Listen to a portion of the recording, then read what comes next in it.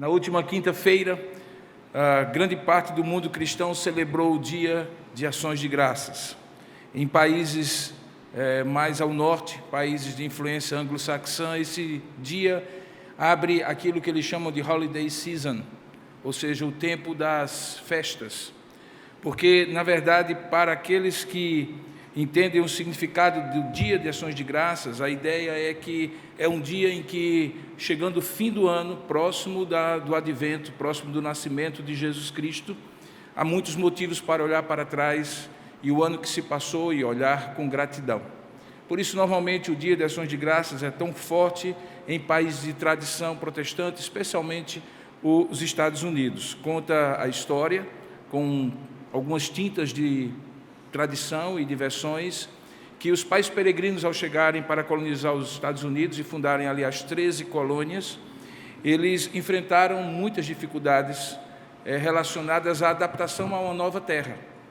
O inverno era muito rigoroso, particularmente naquela época em que eles chegaram. Eles não tinham conhecimento de como cultivar a terra naquela região, enfrentaram sequências de alguns anos de praticamente nenhum tipo de colheita, e a fome campeava entre eles, de tal maneira que, já desesperados, eles acabaram por convidarem aqueles nativos ali, americanos, a ensiná-los, de alguma maneira, a como aquela terra poderia ser generosa com eles. E a história conta que, naquele ano em particular, Deus abençoou a colheita deles e houve abundância. E antes que eles se esquecessem dos tempos de vacas magras, quando as vacas gordas eram muito visíveis, eles ofereceram um culto em ações de graças, convidando aqueles que lá estavam para participar com eles. A história conta, então, que a partir dessa data, eles naturalmente começaram a, repetindo a tradição judaica, oferecer com as primícias da sua colheita a gratidão pela boa mão do Senhor, fazendo com que a terra pudesse florescer e produzir frutos. Depois tornou um feriado nacional e, infelizmente, nos últimos anos, apenas uma festa, assim como também muitas vezes tem se tornado naqueles países que estão cada dia mais pós-cristãos, o próprio Natal tem se tornado apenas uma festa.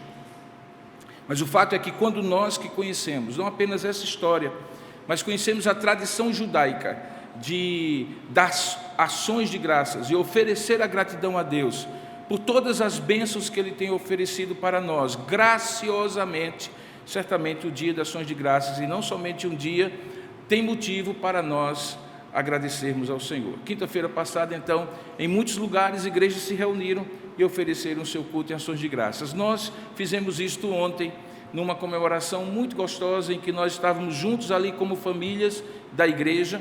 Alguns de vocês estavam lá, certamente, e devem se recordar como nós podemos enfatizar a gratidão a Deus e ter comunhão uns com os outros ali e aproveitar aquele dia na fraternidade cristã. Hoje, pensando ainda sobre a influência dessa gratidão que deve gerar em nós ações de graças, e eu gosto muito dessa expressão, mencionei ontem na devocional rápida que fiz, porque gratidão não deve ser comparada ou limitada a sentimentos. Agora mesmo eu estou muito triste, Botafogo estava ganhando, voltando à frente, e eu aqui, feliz da vida, achando que iria ter uma unção ainda mais veemente pela vitória do meu time, e mais uma vez o outro empata no último minuto de jogo. Os irmãos imaginam que eu estou fazendo um esforço muito grande para pensar nas razões espirituais de ser grato, porque com um time desse é difícil, mas é assim mesmo. Vamos abrir a palavra de Deus no Evangelho de João, no capítulo 9, porque aqui sim nós temos um motivo muito grande de louvar e agradecer a Deus, compreendendo e entendendo o que acontece aqui nesse texto de João, capítulo 9. Abra sua Bíblia, portanto, em João, capítulo 9, a partir do verso 1. Esse texto conta, no capítulo inteiro, uma história de um milagre e as consequências ou desdobramentos dessa história nas reações ao milagre. Então eu vou ler um pedaço, o início, e você, por favor, continue com a Bíblia aberta ou acionando no seu celular, por favor, não se distraia com o WhatsApp ou outras coisas, mantenha apenas o texto diante de você para que você possa continuar acompanhando a exposição. Diz assim a palavra de Deus em João capítulo 9, a partir do verso 1. Caminhando Jesus viu um homem cego de nascença, e os seus discípulos perguntaram: Mestre, quem pecou, este ou seus pais, para que nascesse cego? Respondeu Jesus: nem ele pecou, nem seus pais, mas foi para que se manifestem nele as obras de Deus. É necessário que façamos as obras daquele que me enviou, enquanto é dia. A noite vem, quando ninguém pode trabalhar. Enquanto eu estou no mundo, eu sou a luz do mundo.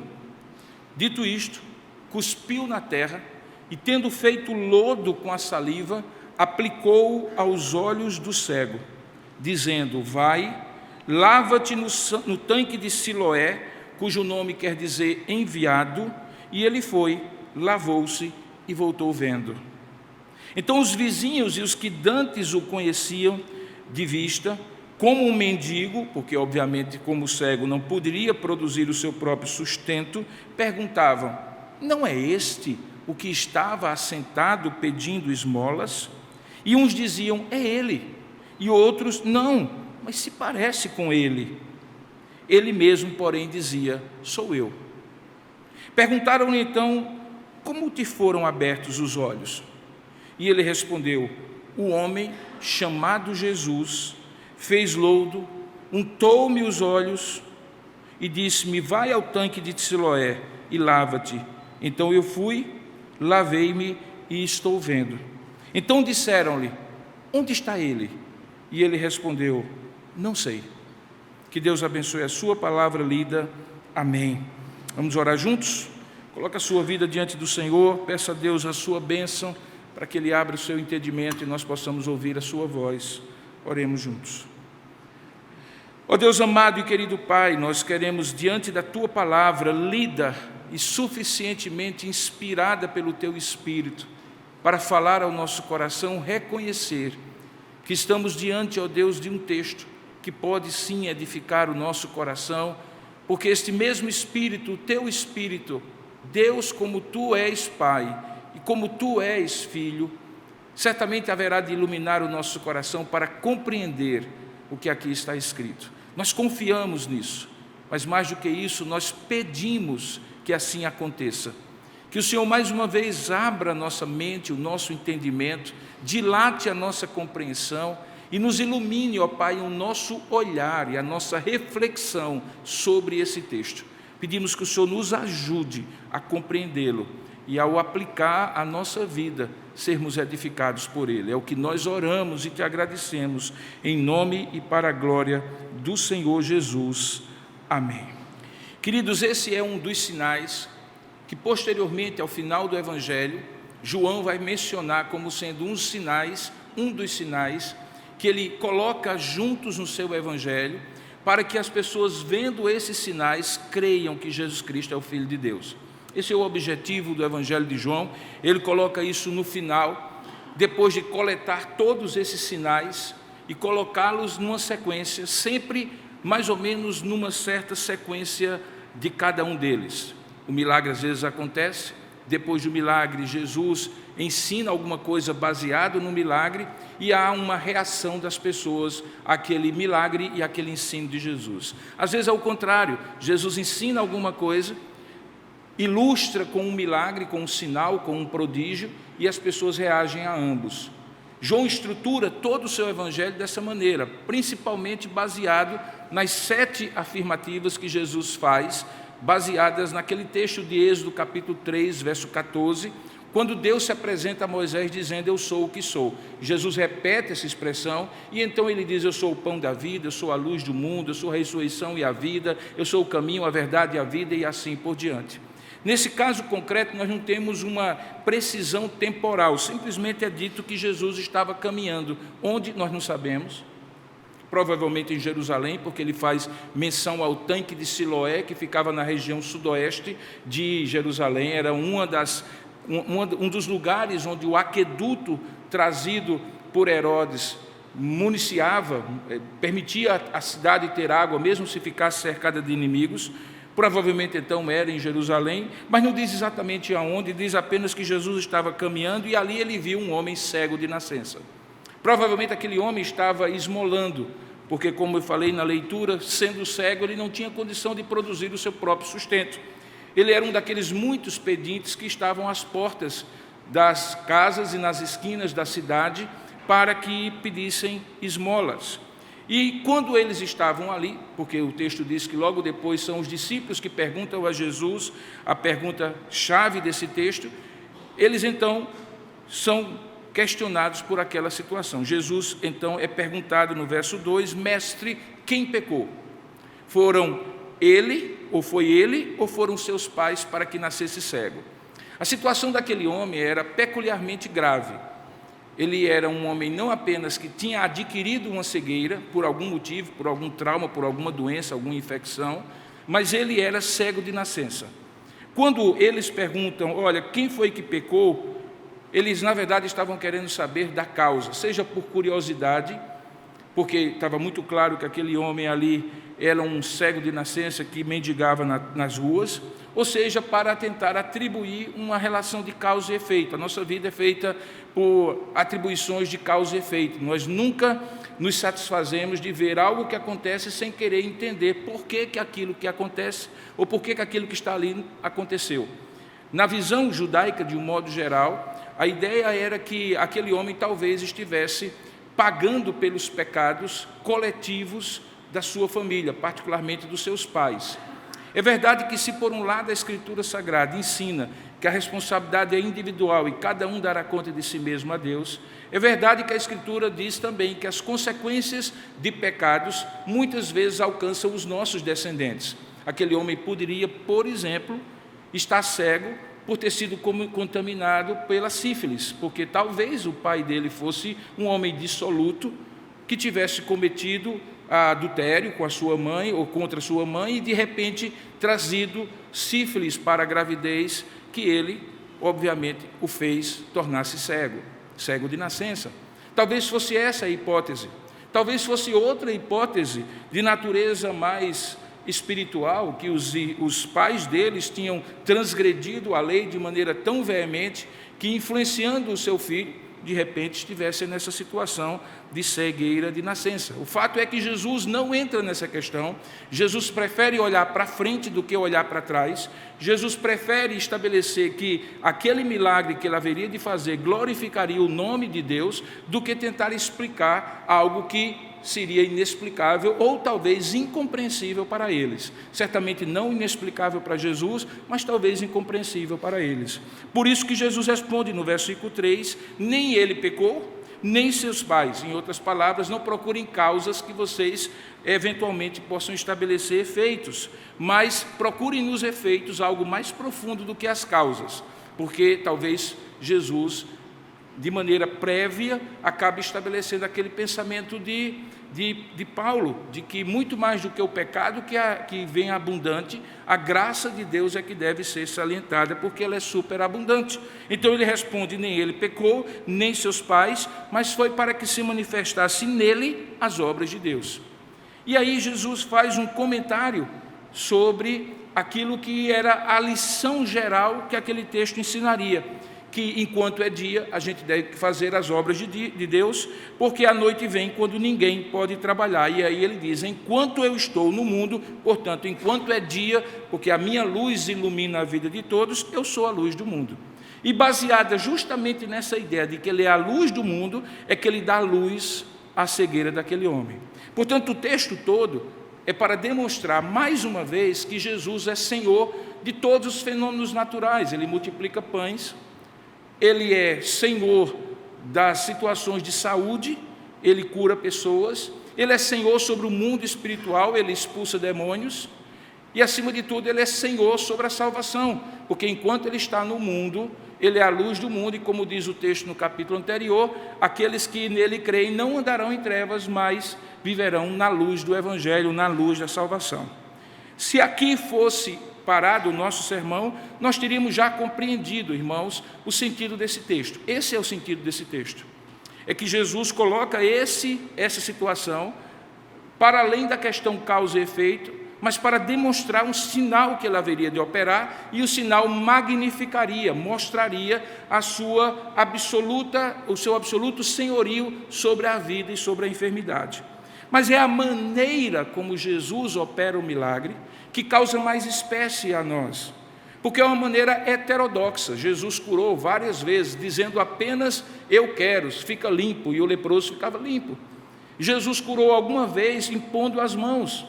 Jesus curou algumas vezes pela fé que a pessoa tinha, algumas outras vezes pela fé que outros tinham e que traziam a pessoa precisando do milagre. Algumas vezes Jesus curou sem fé nenhuma envolvida, ele curou porque ele quis. Mas nessa ocasião, ele usa de um elemento heterodoxo. Ele diz o texto, ele vai e cospe na terra, e tendo feito um lodo, uma laminha ali com a saliva, aplica como se fosse um emplastro, como se fosse uma camada sobre os olhos daquele homem, e para completar o processo, manda que ele vá ao tanque de Siloé. Siloé significa enviado. Portanto, de alguma maneira simbólica, ele estava dizendo, olha, eu vou curar você, eu vou usar elementos da terra, uma maneira heterodoxa, mas acima de tudo, o que vai curar você é o simbolismo de você ir ao lugar e lavar o rosto num tanque que se chama enviado. E o enviado sou eu, porque enquanto eu estou no mundo, eu sou a luz do mundo. Quando João constrói essa narrativa inspirada por Deus, ele conta que esse homem, então, de maneira obediente, faz exatamente o que Jesus mandou. Com os olhos ainda untados daquela saliva feita de lodo, ou aquele lodo feito de saliva, melhor dizendo, ele vai para o tanque, se lava e diz o texto que ele volta vendo. Quando assim acontece, se cria uma repercussão. E é justamente sobre essa repercussão que eu gostaria de enfatizar o sermão de hoje. Porque essa repercussão, ela vai de um lado para outro daquilo que eu chamo de o espectro, o limite, a escala de reação humana diante da graça de Deus. Vai desde a incredulidade até a gratidão. E os personagens que interagem nesse diálogo posterior ao milagre se colocam nessa escala desde a incredulidade até a gratidão. Ou melhor dizendo, desde a incredulidade até as ações de graças. E de certa maneira esse sermão nos serve hoje para compreender que não necessariamente quando nós tivermos um milagre igual a esse, mas quando nós vermos a graça de Deus se manifestando na nossa vida, nós seremos também convidados por Deus, diante do sinal que Ele colocar diante de nós, a escolher se de lá até aqui, qual vai ser a nossa reação. Se vai ser uma reação de incredulidade ou de ações de graças. Porque isso é eventualmente o mais importante que eu gostaria de mencionar aqui para vocês. Não é que a graça não seja importante, era uma graça maravilhosa, não é que o poder de Deus não seja necessário se salientar, o milagre era absolutamente único e singular, não apenas naquilo que havia feito, mas também na maneira como Deus fez, mas muito mais interessa para nós hoje à noite pensar sobre as reações ao milagre. Aquilo que eu chamo de ações de graças ou de incredulidade. Veja o que acontece logo depois, a partir do verso 8, e aí talvez você precise ter mais atenção ao texto, porque eu vou fazer menção de alguns versículos que eu não li. Veja, no versículo 8, de imediato a reação é daquelas pessoas mais próximas. Diz o texto que os vizinhos e os que dantes o conheciam de vista como mendigo, primeiramente tiveram uma atitude de, não entendendo a profundidade e a possibilidade do milagre, duvidarem daquele que é o recipiente do milagre e duvidarem da sua própria identidade. Diz o texto que ele se pergunta, me diga uma coisa, não é esse mesmo que estava assentado pedindo esmolas? E eles se dividem na opinião, uns dizem é e afirmam, é ele mesmo, e outros dizem não, mas se parece com eles. Vocês conseguem compreender que nessas duas respostas há algo estranho? E o estranho é, aquele homem não tinha mudado de feição, Aquele homem continuava o mesmo homem. Talvez a única diferença é que talvez os seus olhos agora estavam abertos, não se sabe exatamente como é que era o problema da visão dele, mas o fato é que ele certamente estava com as mesmas roupas, ele certamente estava no mesmo lugar, porque por toda a sua vida ele estava ali, naquelas cercanias. Uma pessoa com visão limitada, ela tem dificuldades de mobilidade, especialmente naquela época, então ele convivia ali naquele entorno das pessoas. Por que então algumas pessoas se dividem e dizem assim, não, não é ele, mas parece?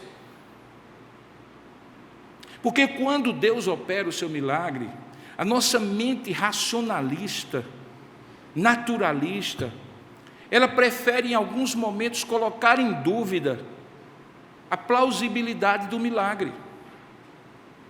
Ora, o milagre é a coisa mais espontânea da parte de Deus. Quando eu digo espontâneo, não é que eu estou dizendo que ele é ordinário. Ordinário é a providência de Deus, que mantém, protege, guarda, direciona a nossa vida. Aquilo que a gente chama de providência ordinária. E que, na verdade, é o grande milagre do cuidado de Deus para conosco. Mas quando eu digo que o milagre é algo espontâneo, porque qual é a dificuldade de um Deus Todo-Poderoso fazer o que Ele quer? Qual é a dificuldade? Qual é a dificuldade dele fazer o que ele quer, se ele é todo-poderoso?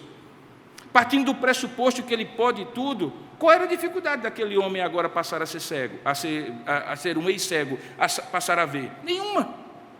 Qual é a dificuldade que eles têm? É aquele encaixe paradigmático, fechado, a caixinha que fazia com que eles, mesmo supostamente crendo que Deus é todo-poderoso, acharem que alguns milagres são mais fáceis, alguns milagres são mais difíceis.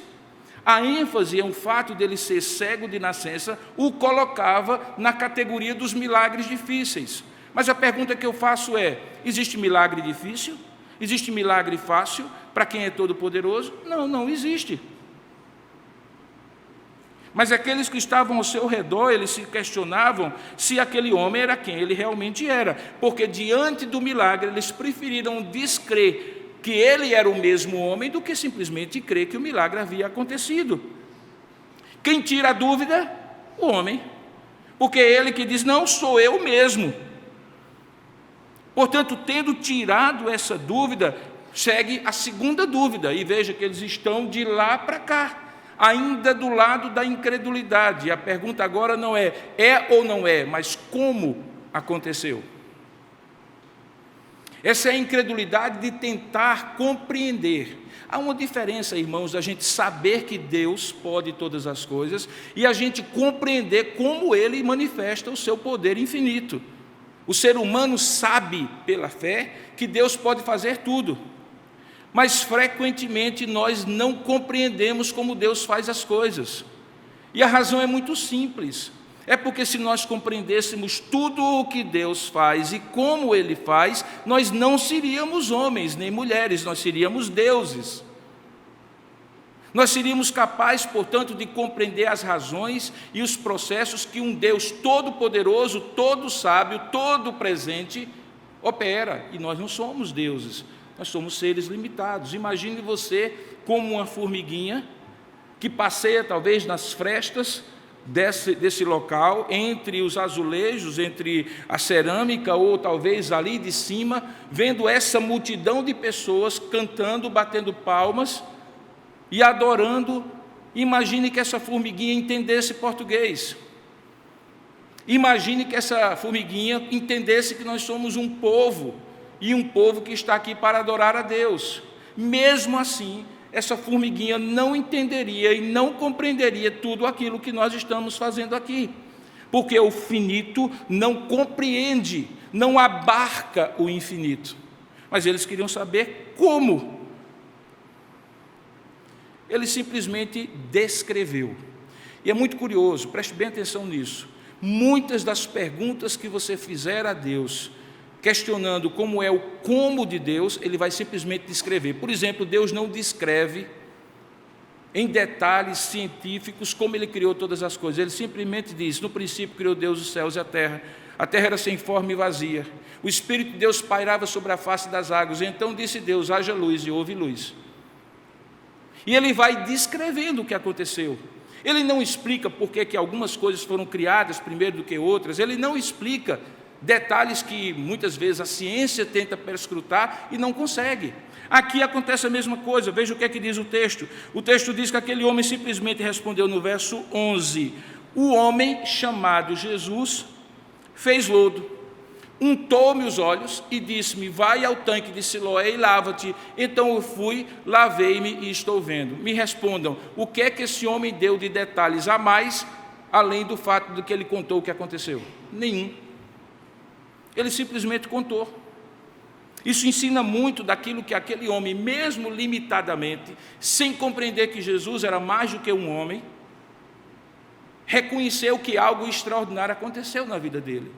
Nem sempre no milagre que Deus opera na vida de alguém, a compreensão sobre os desdobramentos desse milagre, a profundidade desse milagre chega de imediato, ato contínuo ao milagre.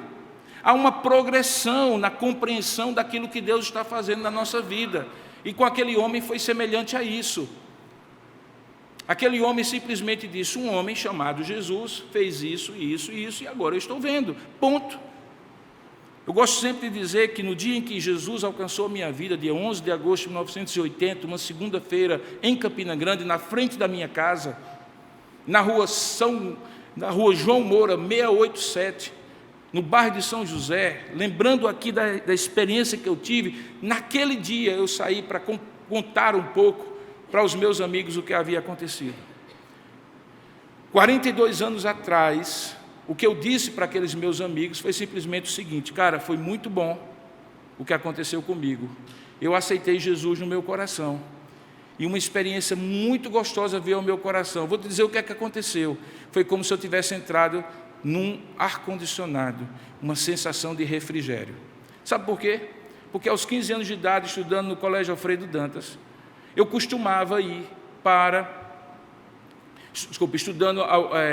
estudando um pouco antes no Colégio Alfredo Dantas, na época eu estudava no Sepuc, nós costumávamos ir para o Banco Bradesco. Naquela época o Banco Bradesco ficava perto do colégio, e quando fazia muito calor, a gente ficava como hoje gato fica no ar-condicionado. Você já viu como é que gato fica no ar-condicionado? Assim, com a carona assim, e o ar vindo para tirar um pouco do calor. Então a gente saía da aula, enquanto pai e mãe vinha pegar a gente corria no banco e ficava lá na frente do ar-condicionado, com aquele refrigério. Isso é coisa de campinense naquela época, obviamente, quando não tinha tanto ar-condicionado assim. O fato é que, para mim, em 1980, era o máximo que eu podia descrever do milagre da operação do novo nascimento na minha vida.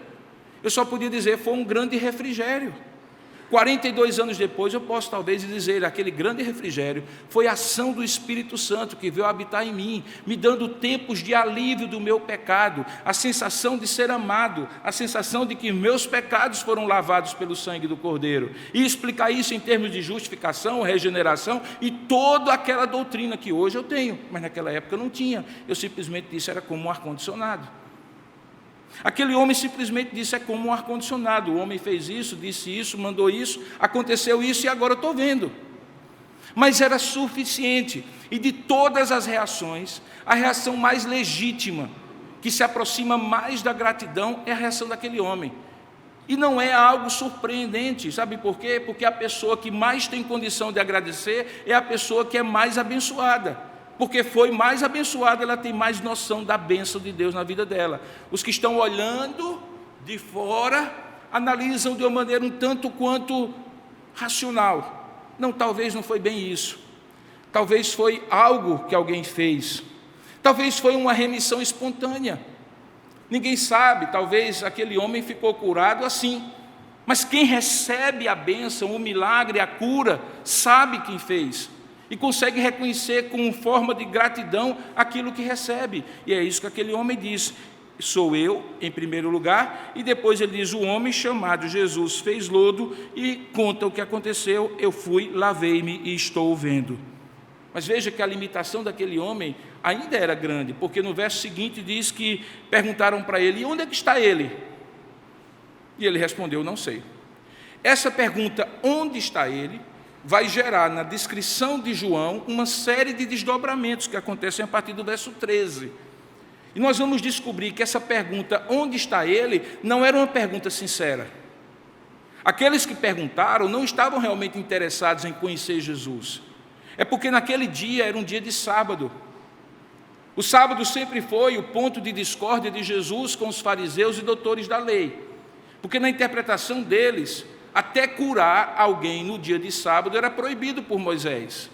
E Jesus teve vários embates com eles, e talvez aqui o que eles estavam querendo saber era onde está este homem, para que nós o coloquemos novamente debaixo do nosso escrutínio, para saber se ele é de Deus ou não é de Deus, se ele está cumprindo a lei ou quebrando a lei. Veja que agora essas pessoas estão do outro lado do espectro, da escala. Elas não conseguem nem tão pouco crer no milagre, e já conseguem ou tentam descredenciar o milagre, descredenciando a pessoa que operou o milagre. Porque logo depois diz o texto que eles levaram o homem, verso 13, aos fariseus, e ao chegar lá, o comentarista João diz, era sábado, o dia em que Jesus fez o lodo e lhe abriu os olhos, verso 14, e no verso 15, os fariseus começam um interrogatório. Esse interrogatório vai ter idas e vindas. Esse homem é perguntado pelo menos em 3 ocasiões diferentes. Os pais dele são questionados pelo menos em uma ocasião diferente. Verso 15, os fariseus perguntam como ele chegara a ver. E o que é que esse homem diz? Ele repete a mesma história. Olha, aplicou lodo aos meus olhos, lavei-me e estou vendo. E aí aqueles homens, baseados na crença predisponente à descrença, ou seja, baseados naquilo que eles acreditavam que não era possível, mesmo acreditando supostamente que Deus era todo-poderoso, eles começam a colocar dificuldades para compreender aquela mensagem tão simples. Eu estava cego, um homem aplicou lodo aos meus olhos, eu lavei e me estou vendo, porque no verso 16 eles manifestam isso. No verso 16 eles dizem assim, por isso alguns dos fariseus diziam, esse homem não é de Deus, porque ele não guarda o sábado. E diziam mais, como pode um homem pecador fazer tamanhos sinais? E houve dissensão entre eles. Agora eles estão no extremo da descrença. Eles não somente não creem no milagre de Jesus, mas eles não creem sequer na credibilidade de Jesus, de fazer o que aos olhos vistos deles tinha sido feito. Agora, irmãos, o que me surpreende é que a essa altura, você diz assim, mas isso é natural, as pessoas duvidam, as pessoas são duvidantes, elas não são apenas crentes, elas são duvidantes. E eu digo assim, queridos, eles estavam diante do homem que era cego. Você está entendendo que contra fatos não há argumentos, não é isso que a gente diz? O homem era cego e agora está diante dos olhos dele, diante deles, com os olhos abertos. A evidência estava ali diante deles. Como é que eles achavam que tinham legitimidade para questionar a credibilidade de Jesus, se o milagre estava ali? Vocês lembram como Nicodemos, no capítulo 3, chegou a Jesus? Ele era um homem religioso como esses também. Ele chega a Jesus dizendo assim, Senhor, sabemos que tu vens de Deus, pelos sinais que tu operas. Aqui eles diziam assim, apesar dos sinais que tu operas, nós descremos que tu vens de Deus. E mais, descremos sequer que tu és um homem santo, porque tu não guardas o sábado, és um homem pecador. Mas aí alguém realmente perguntou a pergunta óbvia, como é que pode haver um homem que, sendo pecador, faz milagres em nome de Deus? E aí o texto diz que houve dissensão entre eles. E então eles voltam a carga ao homem e fazem o segundo conjunto de perguntas.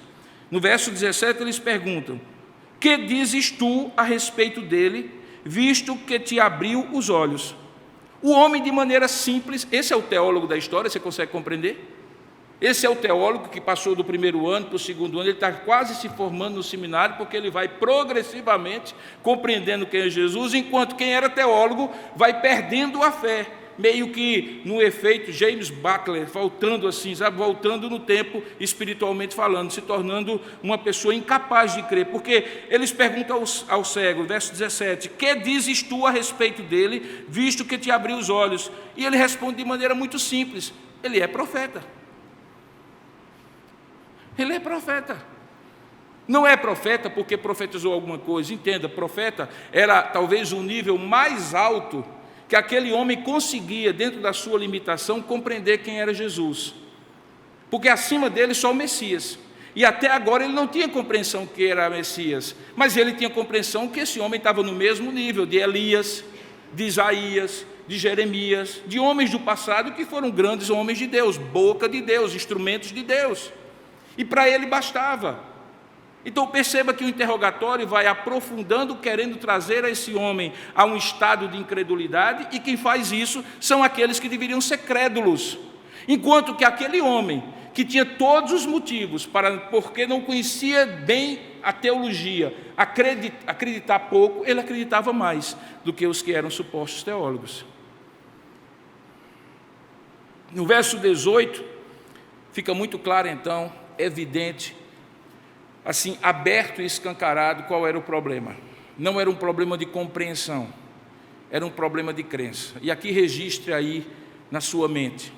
A maior parte das pessoas não tem um problema em relação a compreender as coisas de Deus.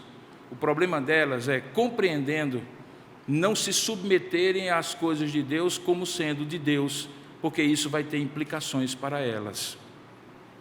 A descrença não é falta de evidência. Os céus proclamam a glória de Deus e o firmamento anuncia a obra de suas mãos, e por isso Paulo, escrevendo aos Romanos, diz: tais homens são por isso desculpáveis, porque o que de Deus se pode conhecer, bem como o seu poder e os seus atributos invisíveis, está manifestado nas obras que ele fez. As pessoas não creem em Deus porque estão impedidas de compreender Deus, porque ninguém crê em Deus porque compreende Deus. A fé não é uma dedução sobre Deus. A fé é uma revelação de Deus que nos faz confiar nele, apesar de não o compreendermos completamente. Ela não é cega, mas ela não é a mesma coisa de conhecimento. O conhecimento é necessário quando nos apresenta quem é Deus, mas o conhecimento mínimo para confiar nele, e não um conhecimento abrangente e exaustivo para escrutinar quem é Deus, e então dizemos: agora eu compreendi, por isso eu posso crer. Não necessariamente. Esse homem não compreendia, mas cria. E ele responde de maneira muito simples: és profeta. Mas veja que no verso 18, quem deveria ter esse pensamento faz o contrário. Diz o texto: não acreditaram os judeus que ele fora cego e que agora via. E aí chamam os pais. E quando chegam aos pais, no verso 19, diz: é este o vosso filho, de quem dizeis que nasceu cego? Como, pois, ele vê agora? Então os pais responderam: nós sabemos que este é nosso filho. Dúvida zero. Se tem alguém que pode atestar que esse menino é nosso filho, que esse homem é nosso filho, somos nós. Ele é nosso filho. E diz mais: só não sabemos. Sim, e sabemos que ele nasceu cego, mas não sabemos como ele vê agora, ou quem lhe abriu os olhos, também não sabemos. E aí dizem uma coisa muito interessante: perguntai a ele, idade tem, falará de si mesmo. Diz o texto que eles disseram isso, verso 22, porque eles estavam com medo dos judeus que estavam interrogando, porque esses já haviam assentado, e todo mundo sabia na comunidade, que se alguém confessasse ser Jesus o Cristo, ou seja, o Messias, seria expulso da sinagoga. Ser expulso da sinagoga não era apenas deixar de vir para a igreja presbiteriana de Tambaú naquela época, irmãos. Você tem vida lá fora, mesmo que você não venha na igreja presbiteriana de Tambaú. Um judeu tinha na sinagoga o centro da vida social da comunidade. Sem ser no dia de sábado, a comunidade se reunia.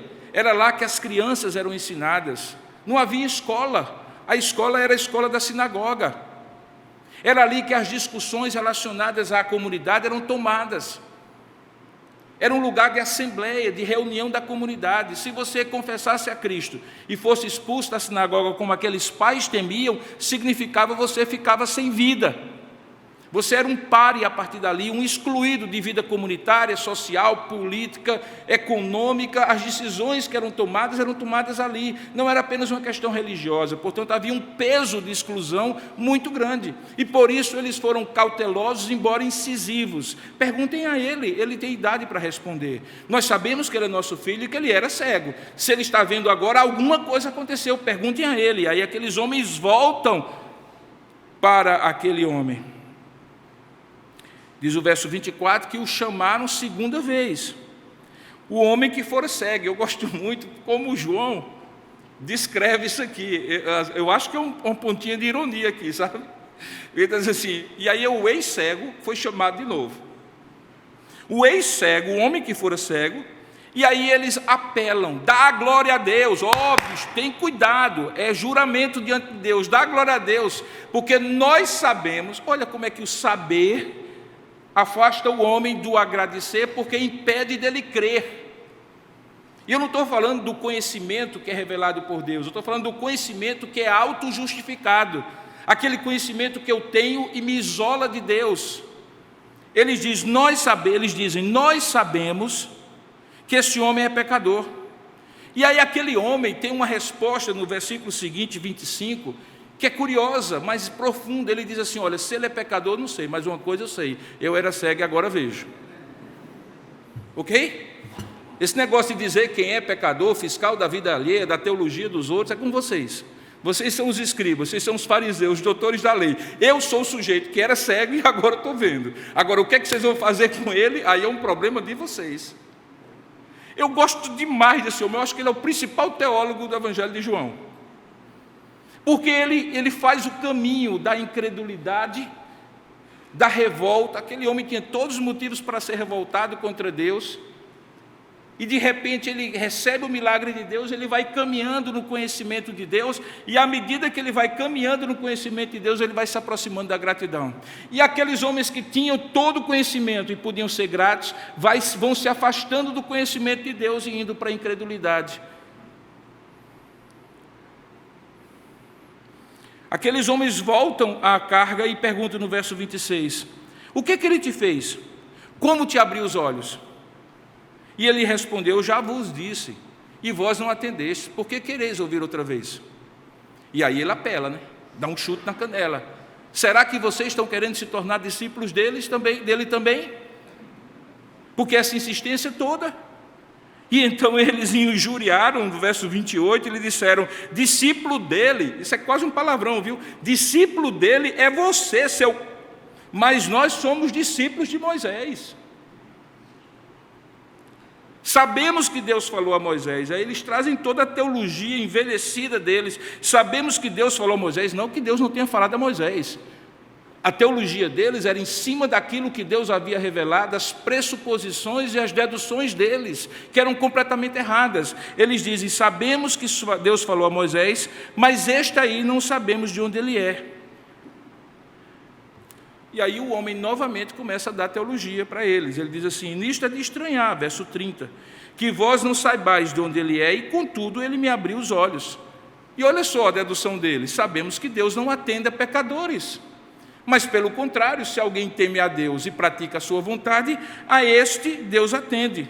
Desde que há mundo, jamais se ouviu que alguém tenha aberto os olhos a um cego de nascença. Logo, se este homem não fosse Deus, nada poderia ter feito.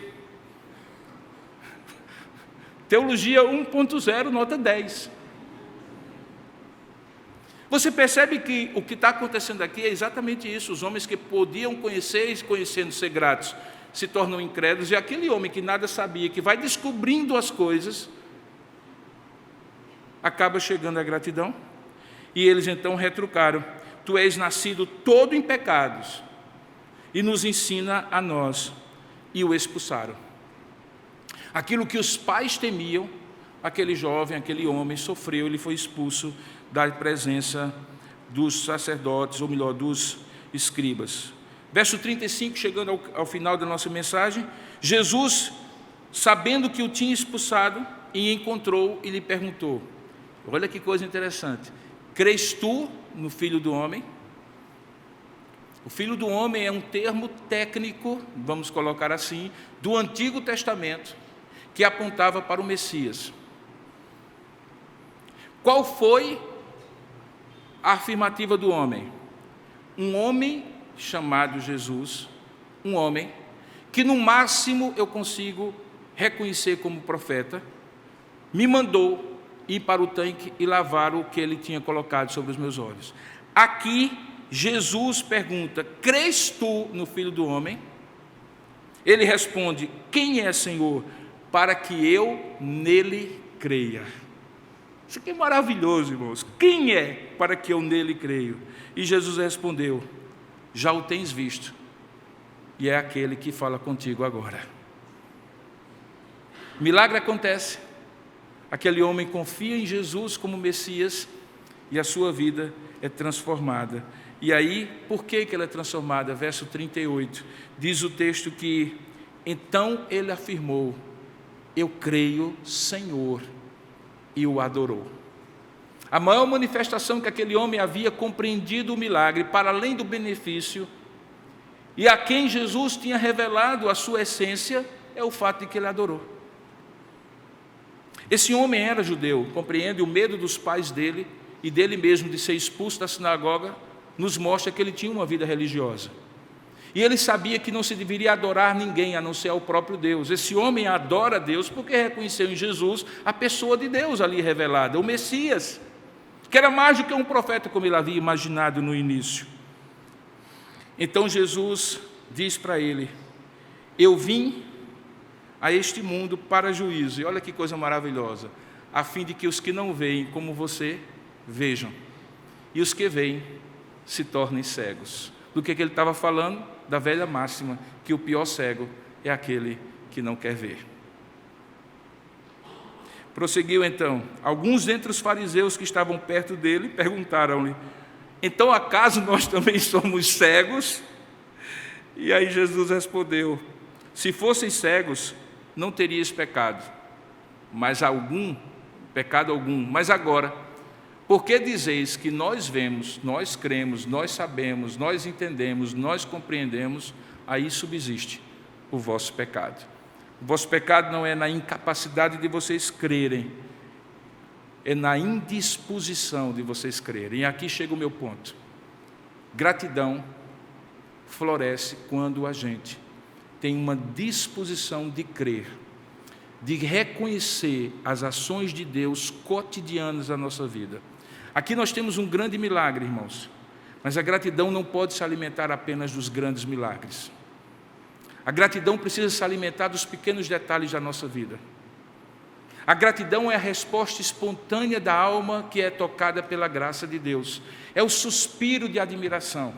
É o suspiro de louvor que se faz diante de Deus quando a gente percebe que aquela coincidência não foi coincidência, que aquele livramento não foi sorte, que aquilo que eu consegui não foi porque alguém fez por mim, mas foi Deus conduzindo todas as coisas, me pegando pela mão, me livrando de um lado, me orientando por outro, corrigindo o meu caminho de uma hora, me indicando o caminho certo na outra, fazendo comigo aquilo que eu não consigo fazer. E quando eu consigo, completando o limite daquilo que eu não faço, não consigo fazer. Quando isso acontece, quando eu tenho essa capacidade de crer e confiar que Deus está operando nos detalhes da minha vida, o que surge no meu coração é a gratidão espontânea. A gente é educado quando é criança, e de maneira correta, a ser bem educado e grato. Agradeça ao moço, meu filho. Diga obrigado, minha filha. Como é que se diz? E a gente começa a ter uma obrigação formal de agradecer. A gente diz obrigado por uma questão de educação, e isso transportado para Deus significa: Senhor, eu te agradeço pela multidão das tuas bênçãos na minha vida. Mas quais são elas? De que maneira elas tocaram o seu coração, manifestaram a graça de Deus? Por isso que eu costumo dizer que quando algo acontece na sua vida, você tem que dar glória a Deus mesmo, querido. Não repute por coincidência, mesmo que você compreenda como aconteceu. Mas não aconteceria se Deus não tivesse feito. E quando você não compreendeu, como era o caso aqui, mais ainda. Os irmãos sabem que quando eu estava voltando para a Coreia, algumas pessoas me cobraram para eu dar os testemunhos sobre a Coreia. E eu não quis tomar muito tempo dos cultos, eu sempre estou com pouco tempo para ministrar aos irmãos, mas aconteceu uma coisa muito interessante. A viagem foi abençoadíssima, né?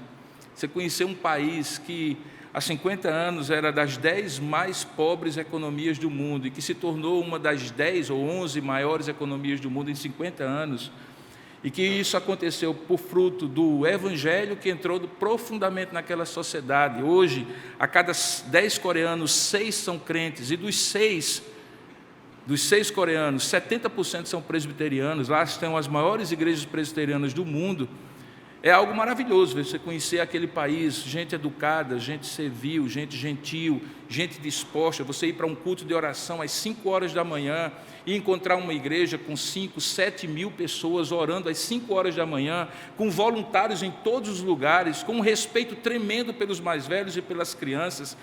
É algo assim estonteante, você ouvir um coral de 500 vozes às 5 horas da manhã louvando a Deus, e enquanto eles estão passando a voz, quem está chegando primeiro já está adorando a Deus, é algo maravilhoso.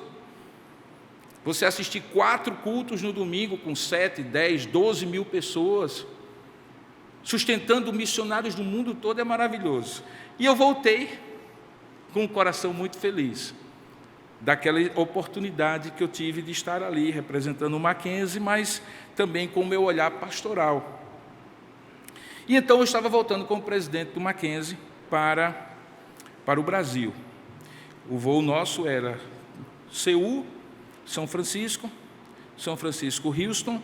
Houston eu ia passar um dia, visitar meu irmão, minha cunhada, minha sobrinha, e depois, no dia seguinte, eu voltaria para São Paulo. Quando eu chego no aeroporto, cedo, sem nenhum estresse, coisa que é muito rara, porque eu sempre chego em cima da hora nos aeroportos, a gente vai para uma sala que a companhia permitia que a gente estivesse, eu e o presidente, e nós fomos comer alguma coisa ali e tal. E enquanto estávamos lá, estava muito bem, eu olhei para o celular dizia que faltava ainda meia hora para o início do embarque, eu resolvi ir ao toalete. Eu tinha tirado meu paletó, meu blazer, eu coloquei na mesa ali, e então eu voltei do banheiro, e quando voltei, fui vestir o paletó novamente, coloquei a mão no bolso, ali estava meu passaporte e meu green card. Desde 98, eu tenho direito à cidadania permanente dos Estados Unidos, fico lá, fico cá, algumas vezes mais tempo fiquei lá, mais tempo fiquei aqui, e esse green card me permite viver lá como residente permanente. Então, quando eu procurei no bolso, eu tirei o passaporte, abri o passaporte, no lugar que estava o cartão de embarque, cadê o cartão? Eu disse, onde é que está? Coloquei no bolso, coloquei no outro, tirei o paletó, busquei em todos os bolsos, passei a mão aqui, fui no banheiro, procurei, abri a mala, abri a sacola, abri tudo, cadê o cartão? Aí, blackout completo. Caiu a ficha, eu estou na Coreia, com um voo para entrar nos Estados Unidos, eu não vou conseguir entrar, e eu vou ficar preso aqui, porque eu não vou conseguir embarcar. No meu passaporte não tem nenhum visto americano, eu só tenho aquele green card que eu apresento na hora da admissão. E então, quando eu olhei aquilo ali, o presidente não estava entendendo nada, e disse, o que é que aconteceu? Eu disse, eu perdi meu cartão. Voltei na companhia aérea e disse, moça, eu não estou com meu green card, e eu tenho que embarcar nesse voo agora. Eu disse, senhor, por favor, preencha essa ficha aqui. Estava tudo em coreano. Eu pensei, então, que era uma ficha que dizia assim, lost and found, né, perdidos e achados, então preenchidos. Pois não, o seu lugar já foi disponibilizado para outro passageiro, o senhor não vai poder embarcar. Aí eu descobri que era um ato de confissão, que eu não podia embarcar. Eu disse, e agora? Eu disse, não, temos um voo às 11 horas, isso era 9 horas da manhã, temos um voo às 11 horas, e o senhor vai ser transferido para o seu voo. Agora o senhor precisa achar o seu green card, porque nós não podemos embarcar, porque se nós embarcarmos o senhor vai voltar para a Coreia e nós vamos pagar $15 mil de multa. Então, o senhor não pode embarcar. Irmãos, quando ela disse assim, aí o blackout fechou completo. E aí eu disse, então, quem me ajuda a voltar lá no raio-x, porque eu acho que foi lá. Eu já tinha procurado na sala, já tinha procurado no banheiro, não sabia mais onde estaria, né? E eu voltei lá, e fui muito bem recebido pelo pessoal do raio-x. Colocaram uns 3 ou 4 coreanos, com aqueles olhinhos fechados, meu povo muito atento, foi lá para baixo da máquina de raio-x, foi para um lado, foi para o outro, e simplesmente dizer, não achamos. E não acharam. Naquela hora eu telefonei para a secretária do Mackenzie, telefonei para a minha filha, mulher nessas horas tem mais frieza do que homem para descobrir as coisas, e disse assim, por favor, me ajude, como é que eu vou fazer a solução? Não tem solução, o senhor não pode entrar nos Estados Unidos. O que é que o senhor vai fazer? Arranje uma passagem que saia daí e que não passe nos Estados Unidos. Agora sim, era coisa simples, sabe? Eu estava na Coreia, no dia de embarcar, devia ser coisa simples e barata. Então eu disse, então procure aí. Não se preocupe com a passagem que a gente fica com crédito. Eu disse, muito bem, mas o problema é que eu tenho que ir para casa. Não, o senhor tem a solução, o senhor pode ir na embaixada de Seul, a embaixada americana, e pedir um visto de reentrada. Eu disse, meu filho, eu estou na Coreia. A 40 quilômetros daqui tem uma zona desmilitarizada com a Coreia do Norte. Esse povo aqui acha que todo mundo é espião. Esse povo aqui é todo desconfiado. Eu vou entrar na embaixada e fazer um pedido para entrevista, eles vão me dar daqui a 2 meses. O que é que eu vou ficar fazendo aqui na Coreia? Não tem como entrar, tem que sair daqui para algum outro lugar. Fazendo curto, uma história longa, eu acabei chegando no Brasil por uma outra rota que me deu mais 29 horas de volta, com aquela coluna abençoada que Deus me deu, e que, graças a Deus, não doeu mais. Eu acho que o aperreio foi tão grande que os músicos disseram assim, vamos fortalecer essa coluna, porque esse homem não tem jeito, dor não vai parar ele. Aí cheguei em São Paulo, mas eu tinha um problema. O que é que eu ia fazer para reaver meu cartão do Green Card? E é uma situação muito simples, irmãos. Eles poderiam simplesmente dizer assim, o senhor perdeu? Então vamos rever o seu status. Vamos rever o seu status. O senhor tem que vir para cá, nós vamos rever o seu processo todo e saber se o senhor continua ou não como um residente permanente. Eu entrei e solicitei pelo e-mail para o sistema e fiquei orando, e a família toda orando. Nessa sexta-feira, minha filha estava olhando lá de bobeira umas coisas que ela estava discutindo comigo, eles vêm agora esse final de ano, e eu disse assim, Manu, aproveita e entra aí no site e vê aí se tem algum desdobramento, porque desde outubro a gente entrou com esse pedido, até agora não disseram nada. Aí ela entra lá, quando ela olha, eu vi ela branca. Aí eu disse, bom, agora deu errado de tudo. O que foi, Manu? Ela disse assim, pai, já foi entregue, e é no endereço completamente errado. O seu cartão deve ter sido extraviado. Aí eu disse, Manu, verifique direitinho. Ela estava tão aperreada que ela esqueceu o endereço do irmão Gabriel, e tinha sido entregue na caixa postal desde o dia 16 de outubro. Obviamente que meu filho é muito atento, desde o dia 16 de outubro, ele não tinha ido na caixa postal e o Green Card estava lá. Então, eu estou contando isso, sabe por quê, irmãos? Porque não foi sorte. Não foi sorte. Quando eu disse no grupo da família e coloquei, acharam o meu Green Card, já recebi, ótimo, vou poder visitar vocês. Aí meu irmão telefonou para mim e disse, Robinho, deixa eu te falar uma coisa. Tu não existe não, viu? Tu não existe não, tu já era para ter perdido esse status. Tu já era para ter entrado com a tua cidadania. Tu não entra. Tu agora perde o cartão. Não sabe onde é que o danado desse cartão está. E agora tu acha, eu vou te falar uma coisa, viu? Tu não tem pareia não, viu? Eu disse, meu filho, é só a graça de Deus e eu vou festejar. Porque nos mínimos detalhes, Deus é gracioso. Qual era o meu aperreio? Não é porque eu quero morar nos Estados Unidos, já morei lá e o meu coração está aqui. É porque eu estou na iminência, nos próximos anos, se Deus quiser, de ter netos.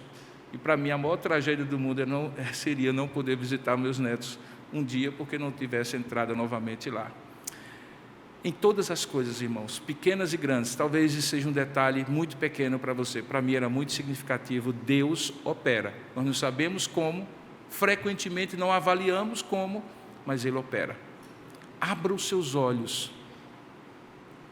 Abra os seus olhos. Não seja um religioso cego, que dentro de um enquadre, você quer que todas as coisas se encaixem ali. Às vezes até descredenciando o milagre e descredenciando o autor do milagre. Seja aquele cego que, tendo os olhos abertos, progressivamente cresceu na compreensão de Deus, até que chegou ao ponto de chamar Jesus de Senhor e Salvador da sua vida. E ao fazer isso, que o seu coração seja repleto, abençoado, cheio da gratidão a Deus, para que então somente não apenas numa quinta-feira, última do mês de novembro, mas todos os dias você faça ações de graças. Você consegue parar agora, rapidamente, e lembrar pelo menos de uma coisa que você possa dizer assim, graças a Deus? Você consegue parar agora? Só uma, só quero uma, só uma. Graças a Deus. Faça isso. Curva a sua cabeça, feche seus olhos para lhe ajudar. Imagine assim, essa semana aconteceu isso. Hoje, aconteceu isso. Há poucos minutos aconteceu isso. Na minha vida pessoal, profissional, no livramento de um trânsito, no resultado de um exame, na cura e remissão de uma enfermidade, numa reconciliação familiar, numa ação de Deus qualquer. Reconheça ali um milagre e abra os seus olhos para manifestar a sua gratidão. Faça isso agora, só você e Deus. Ofereça a sua gratidão ao Senhor.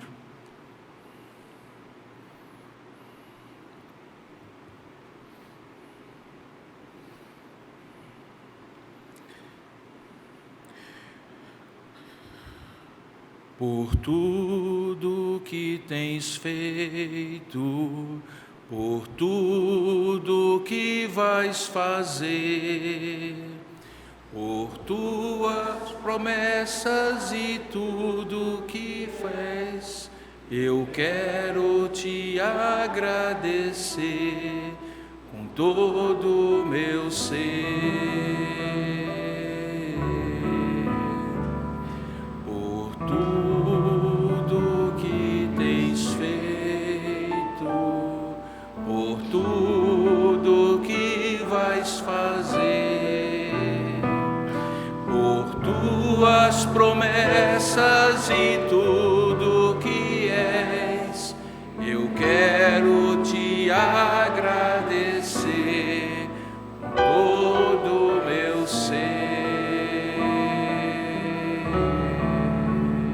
Senhor Deus e Pai, nós queremos te agradecer com todo o nosso ser, com os nossos olhos que foram abertos da cegueira espiritual ou quem sabe da cegueira física, com o nosso corpo, nossas mãos, nossa mente que tem sido abençoada por Ti, com as nossas forças que Tu tens renovado, com a compreensão da nossa mente, ó Deus, das Tuas verdades, porque antes Te conhecíamos de ouvir falar, mas agora os nossos olhos Te veem. Ó Deus, com o Teu povo que está aqui reunido, porque essa experiência tem sido compartilhada com outros, e o que elas também têm de agradecer, nós também temos de agradecer, e juntamos como um culto a Ti, de ações de graças, por tudo que Tu tens feito, por tudo que vais fazer, por Tuas promessas, pelas Tuas ações na nossa vida, nós Te agradecemos, ó Pai.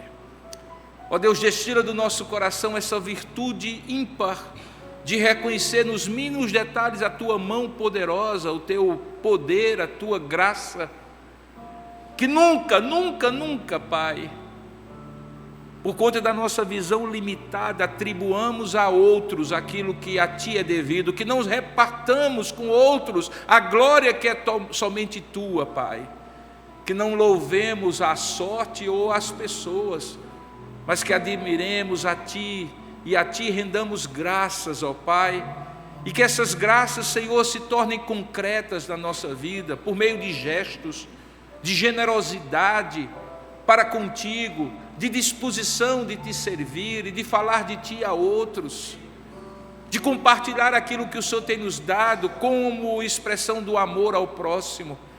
Ó Deus, faz de nós canais de bênçãos, porque recipientes de bênçãos nós já somos, já recebemos de graça, muito de graça, nos leve a dar, Senhor, porque mais bem-aventurado é dar do que receber, diz a Tua palavra.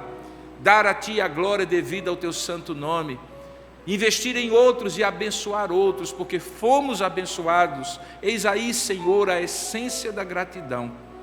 Ó Deus, nos ajuda, Senhor, então, a cultivar isso como uma virtude que não nos é natural. Nós, por tendência, somos egoístas, ambiciosos. O copo para nós sempre está meio cheio, meio vazio, melhor dizendo, e nunca meio cheio. Sempre achamos que tem algo a mais que o Senhor tem a obrigação de nos dar. Perdoa-nos, ó Pai, e nos faz agradecer por aquilo que o Senhor já tem nos dado. Ó Deus, nos torna seres da gratidão, da compreensão progressiva, abrangente e profunda de quem Tu és e daquilo que Tu fazes por nós. Não nos permita, ó Deus, no nosso racionalismo, nos tornar seres da descrença, da ingratidão, da murmuração, da reclamação, do pessimismo, Pai. Pelo contrário, Senhor, ajuda-nos a destilar o bom perfume da gratidão por onde quer que estejamos. E ao fazer isso, venhamos a dar glórias ao Teu nome, Pai, para que então outros sejam agraciados e se tornem gratos também. Pois é assim que nós te oramos e te agradecemos, em nome e para a glória de Jesus. Amém, Senhor.